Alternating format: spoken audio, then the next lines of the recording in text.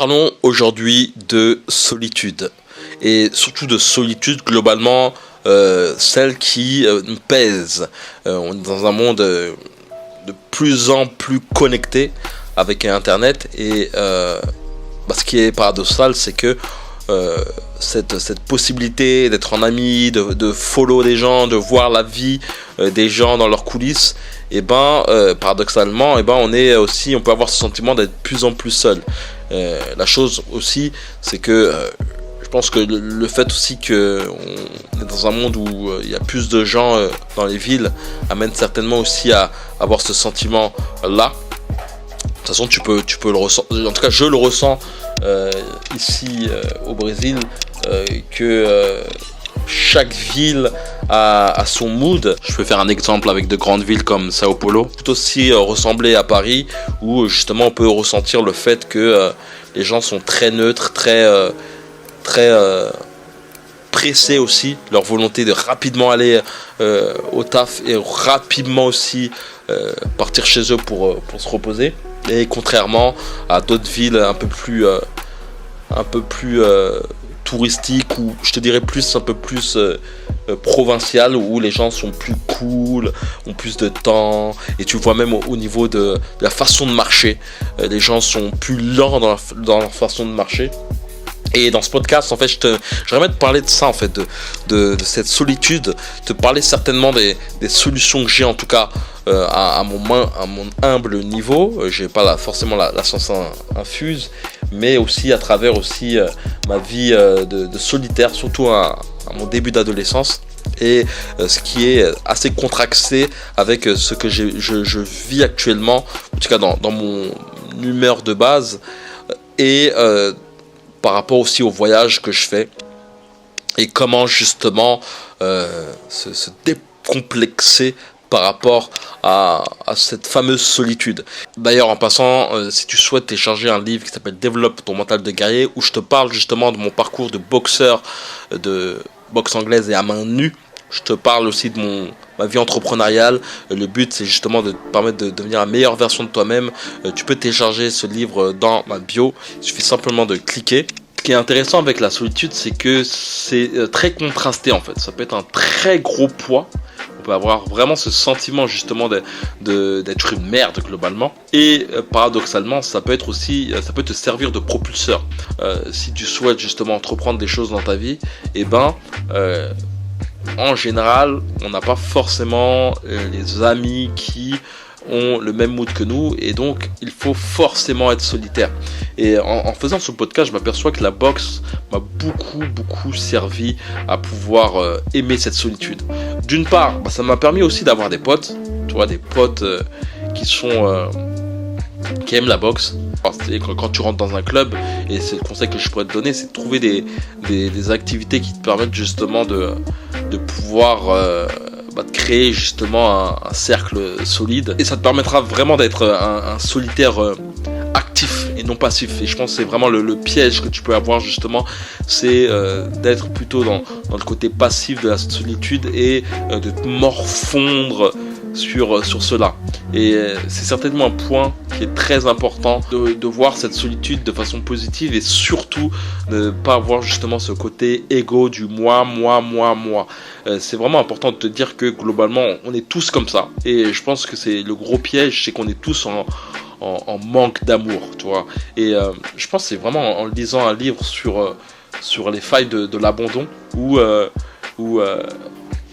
l'autrice, je pense que c'est une autrice, disait que malgré toutes les choses qu'on pouvait faire, et ça c'est une chose que je disais à ma soeur qui a 2 enfants, c'est que malgré tout l'amour qu'on peut donner à nos enfants peuvent toujours avoir cette sensation de ne pas être aimés. Et en fait, j'ai envoyé ce message parce que j'étais dans une phase de ma vie où je sentais justement cela en fait.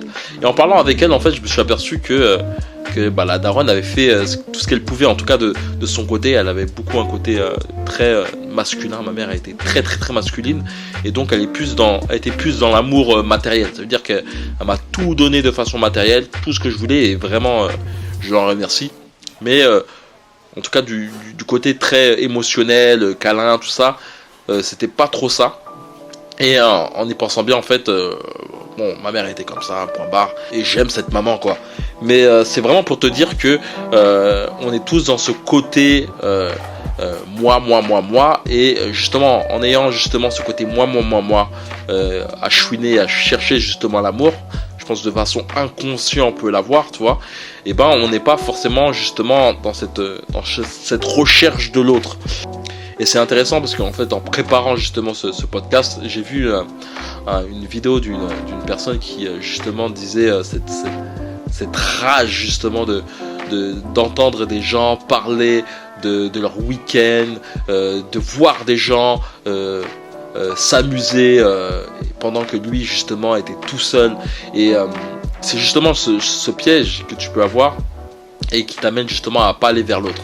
En tout cas, si c'est ton cas, si tu ressens globalement cette solitude, tu devrais absolument justement chercher à aller vers l'autre, à lui poser des questions sur vraiment sentir ton attrait à vouloir connaître les gens, tu vois. Parce que moi, je sais de base aussi, je suis aussi de base très introverti, très dans le fait où on peut avoir cette sensation que je suis un peu pas sociable du tout. En tout cas, l'arme clairement la plus magnétique qui te permettra vraiment d'estomper cette solitude, c'est vraiment le fait de vouloir rechercher, à comprendre les autres. C'est vraiment une chose très importante et comme je dis, c'est le piège justement d'être dans le côté moi et de pas justement d'aller vers les autres. Il y a beaucoup de choses dans la vie dont tu vois que en se tournant vers l'autre et pas en se tournant vers soi, c'est le meilleur moyen justement d'être magnétique. Et de toute façon, tu le remarqueras qu'en général, tes amis sont ceux qui t'écoutent le plus, clairement. Tu peux le tester et faire des discussions avec les gens sans parler de toi ou en posant des questions sur les personnes, en faisant vraiment en sorte de aimer cette discussion, aimer fouiller, pas fouiller la vie des gens, mais aimer vraiment savoir les passions des gens, et tu t'apercevras que les gens sont cool, sont amoureux de ça, quoi. C'est même toi quand tu parles de ce que tu aimes avec quelqu'un qui kiffe t'entendre, et les liens se font, quoi. Après, il suffit simplement de voir ta vie propre. Tes meilleurs amis sont souvent ceux qui t'écoutent le plus, ceux qui sont plus enclins à justement être empathiques envers toi, à te donner des conseils, etc. Et un point bizarre, c'est que j'ai l'impression qu'il y a beaucoup de choses qui portent à la frustration en France, de par les médias ou de par, je pense, les mentalités. C'est de par le fait que on targue sur le fait d'être en communauté, que ce soit religieuse ou tu vois, être en groupe de mecs, tu vois, macho, ça devrait être banni. Et à la fois le fait d'être célibataire, d'être bien dans sa vie, d'être prospère, tu vois, de vraiment kiffer sa vie, ça live en termes général, ça aussi ça devrait être justement à bannir. Et je pense que il y a beaucoup de personnes, en tout cas je l'ai beaucoup ressenti en début de vingtaine, et je pense que même de mon entourage de mecs, à l'époque, beaucoup se disaient ouais, à 30 ans il faut que je sois marié, blabla, tu vois, il y a beaucoup ce poids, tu vois, de il faut que je sois marié, en sachant que je pense que c'est pour moi un gros poids féminin ce truc, tu vois, parce que c'est contrairement aux femmes, on n'a pas forcément cette fameuse horloge biologique. Puis cette frustration t'amène vraiment t'amène clairement à te précipiter, quoi. La précipitation en plus est l'une des mauvaises choses. Combien de personnes se marient juste pour la maman, pour la pression sociale, et puis au bout du compte ça marche pas, ça matche pas, parce que globalement on le fait pas pour soi, on le fait justement pour nos parents, quoi. Et je dirais une chose, c'est vraiment faut vraiment voir qu'il y a deux solitudes. Il y a vraiment la solitude pessimiste et la solitude optimiste. Et le truc qui est vraiment intéressant et très important à se dire, c'est que en état de solitude pessimiste, ton cerveau trouvera toujours à te confirmer justement tous tes questionnements négatifs, tous tes exclamations aussi négatives. Je suis pas bon pour ça, je suis pas bon pour ça. Et après, je pense que même lorsqu'on a une solitude optimiste, on peut toujours avoir des brins de pessimisme. Et je peux voir vraiment on peut ressentir la chose comme une dualité, tu vois.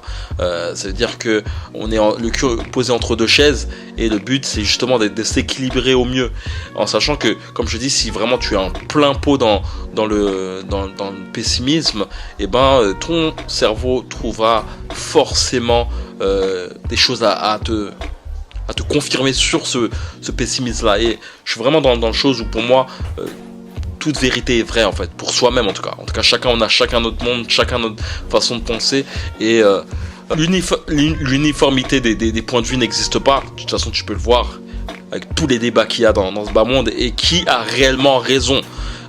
Après, ce point de vue que je te partage, il est vraiment plutôt censé pour se poser des réflexions. Parce que bien souvent, on peut avoir cette tendance à interpréter les raisons des autres, ou interpréter leur façon de penser sans parler avec eux. Et comprendre que parfois on peut se flouer via des biais cognitifs. Ça veut dire que tu te dis dans ta tête que t'es nul, que personne t'aime, etc.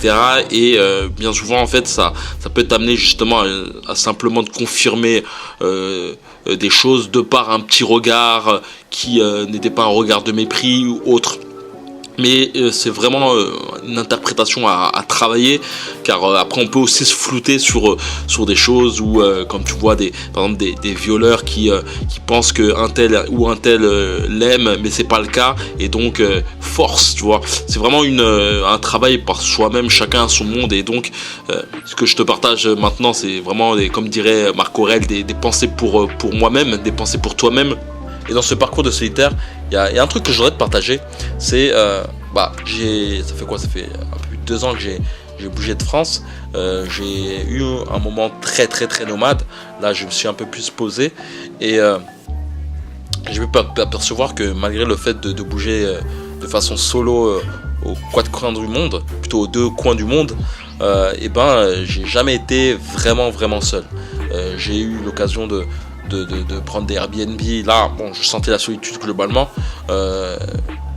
Je m'amusais parfois aussi à sortir tout seul dans des bars, dans des petites soirées, et vraiment je m'aperçois aussi que bien souvent lorsque tu es dans des coins où c'est moins citadin, moins ville, plus facile justement de communiquer avec les gens. Les gens sont moins froid. Après, je te dirais que je suis aussi parti dans des pays où il fait plus chaud qu'à Paris, et donc je m'aperçois aussi que plus le coin est chaud, et plus les gens ont une facilité à causer, même si ça peut être plus ou moins aussi de surface, mais il en reste que même en étant solitaire, tu peux trouver justement des solutions, et parfois c'est vraiment, je te dirais que je te dis que moi de base je suis vraiment quelqu'un d'introverti, même si on est tous plus ou moins introvertis.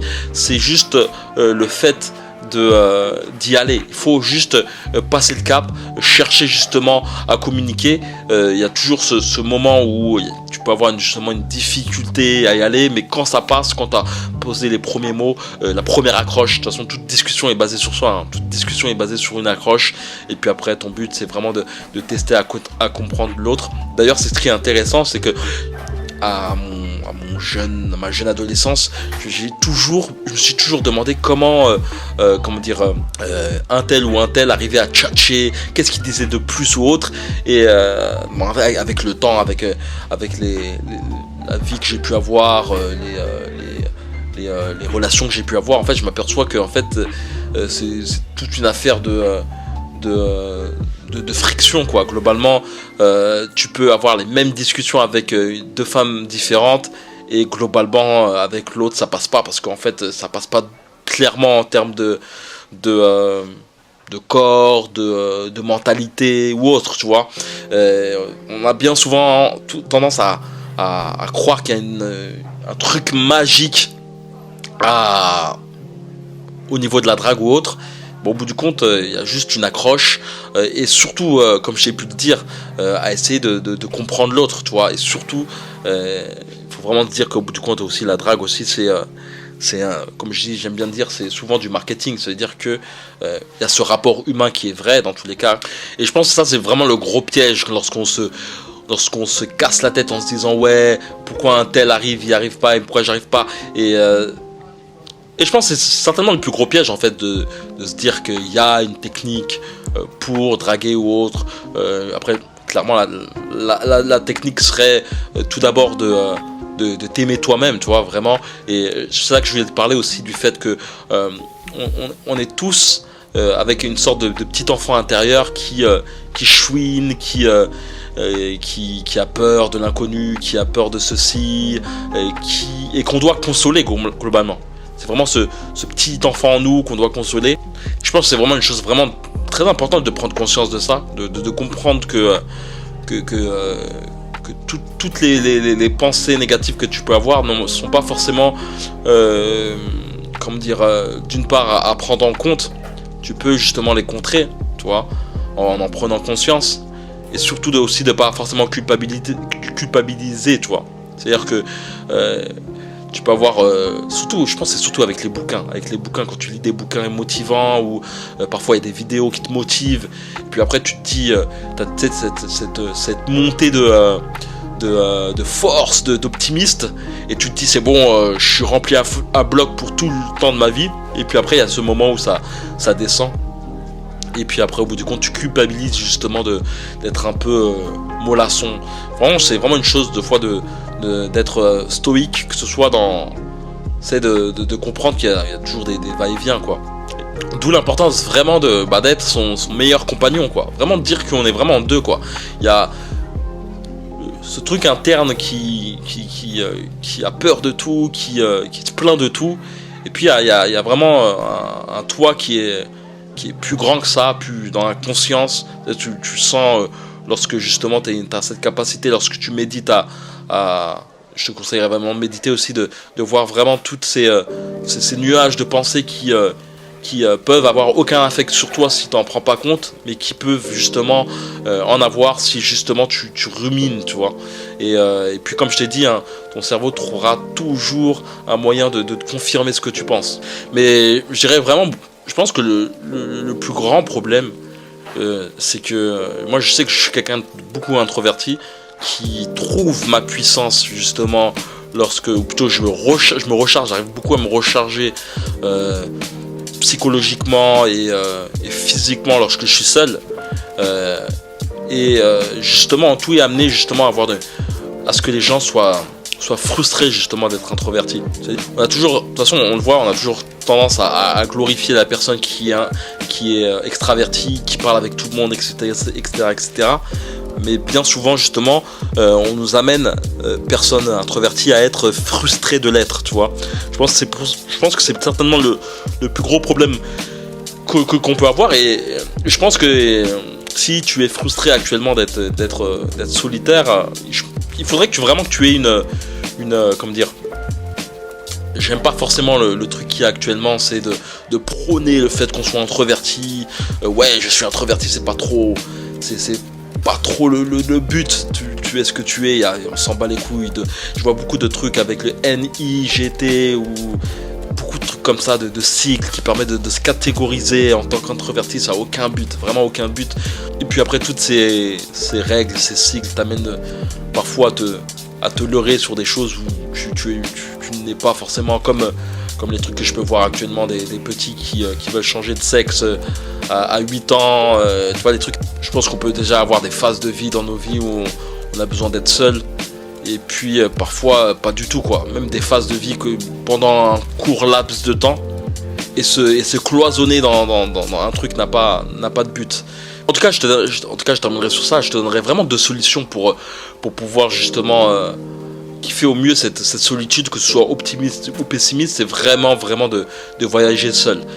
Tu vas vraiment t'apercevoir que il est très très très très facile de faire des connaissances, et c'est surtout par le fait que notre cerveau est plus enclin à chercher justement l'amitié. Et ce que je peux m'apercevoir, c'est que en étant dans un même lieu et pas forcément dans le même mood. Par exemple, je te parle de Rio, tu peux bouger à Rio, te faire des amis de ouf, kiffer la vibes, et rester 2 ans là-bas, et entre la première semaine où tu es venu et 2 ans plus tard, tu n'auras aucunement le même mood, tu ne seras pas forcément ouvert de la même façon. Et en fait, c'est à ce moment-là que tu vas t'apercevoir que c'est vraiment lié aussi à toi, à ton mood, au débit d'ouverture que tu as à ce moment-là. Et puis après, dernier point, je dirais, c'est vraiment je pense que la communauté est le meilleur moyen justement d'éviter la solitude. D'une part, je te parle de communauté professionnelle même, le meilleur moyen justement d'avoir des plans pour métier ou autre. De toute façon, tu peux voir que lorsque tu entreprends des choses, imaginons que tu es photographe, le meilleur moyen justement de trouver des offres d'emploi, de trouver des projets ou autres, c'est justement de chercher ce côté social. C'est important globalement. Et comme je disais, le meilleur moyen d'être social, c'est pas d'être dans le moi, mais plutôt de chercher à connaître l'autre. Et puis après, clairement aussi, trouver des communautés dans une passion particulière. Je sais que, comme je te disais, que moi, la solitude, c'est quelque chose qui me pesait quand j'étais jeune. Et en faisant ce podcast, je me perçois que la boxe m'a beaucoup permis de kiffer ma solitude, mon côté introverti que je prenais pas forcément conscience. Et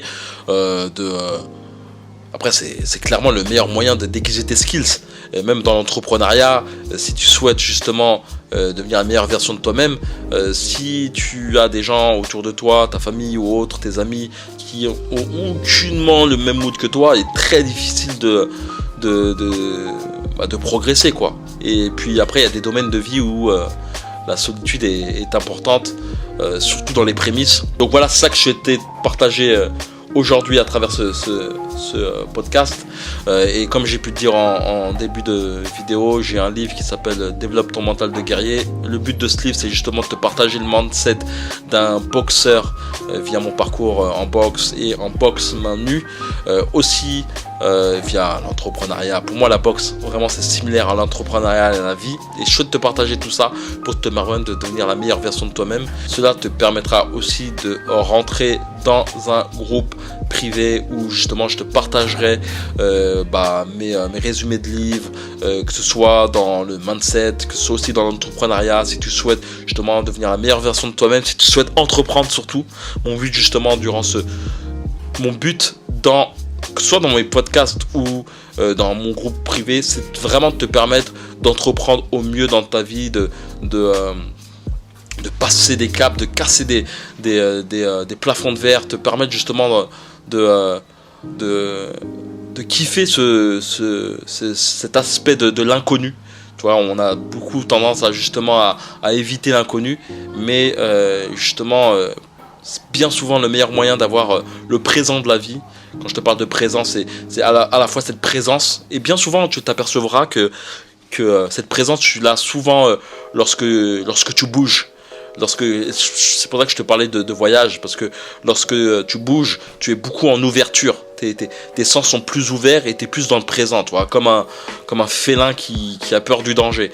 Et donc, tu es aussi plus enclin à t'ouvrir aux autres. Parce qu'aussi, clairement, lorsque tu pars dans un nouvel endroit, que tu connais personne, tu as besoin justement de connaître des gens pour connaître un chemin, etc. C'est à connaître la langue globalement, et ça t'amène à plus faire de connaissances. Et c'est pour ça que je dis aussi que plus tu te taris dans un lieu, et plus aussi par la suite t'es moins ouvert, t'es plus fermé, et donc t'es plus enclin aussi à être solitaire. Mais comme je te disais, après ça reste dans le terme d'avoir une solitude pessimiste ou optimiste. Et je pense que plus tu voyages aussi, et plus tu as cette capacité à ouvrir tes vannes, tu vois.